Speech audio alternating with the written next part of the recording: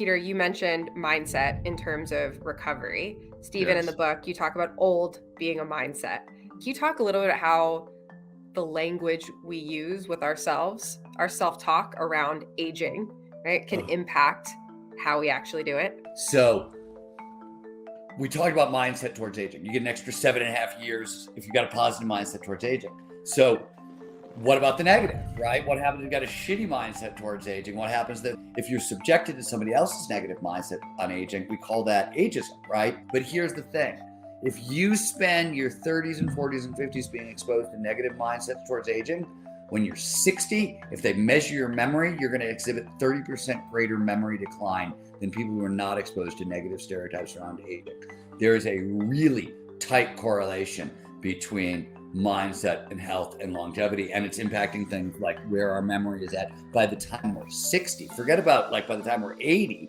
You know what I mean? And the other thing about the negative mindset towards aging is it's biological, right? As soon as we have stuff we want to hold on to, right, that we want to protect, conserve, it's all the youthful mindsets are about seeking out who am I in the world, how I'm going to make my living, right? As soon as we set up and this is, I've got this job I want to keep, I've got this spouse I want to keep, I've got this car I want to keep, right? That's the mindset of old. We're switching our addictions from being addicted to like the dopamine and excitement you get from seeking to serotonin and oxytocin, these protect, safety, and security systems.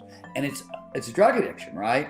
And healthy aging demands all of our neurochemical systems at once. Old people, in a sense, are addicted to the wrong drugs, but it's just endogenous neurochemistry, not exogenous chemistry. I think mindset is as important as anything else, and people forget it. So what do I mean by that? First of all, how old do you feel inside, right? I feel like I'm in my early 30s, late 20s. That's how I feel. That's how I relate to people. I think about the next 50 years. I talk about the next 100 years. I talk about, what businesses I'm going to be creating in the 2030s and 2040s.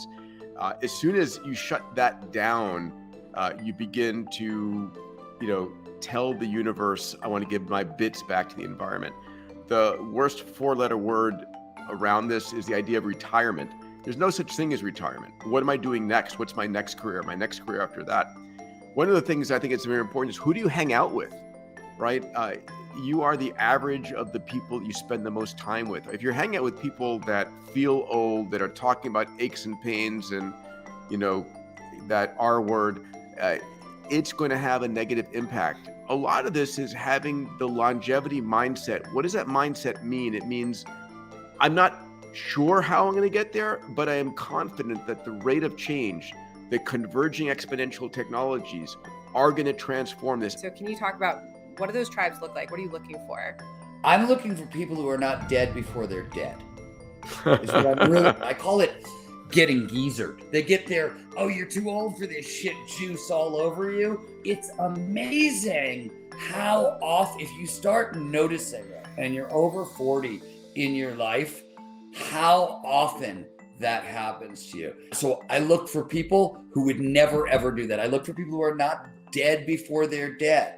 I look for people who are going to be like dragged kicking and screaming from this life because they've got so much they wanted. The term, buddy, is individuals whose future is bigger than their past.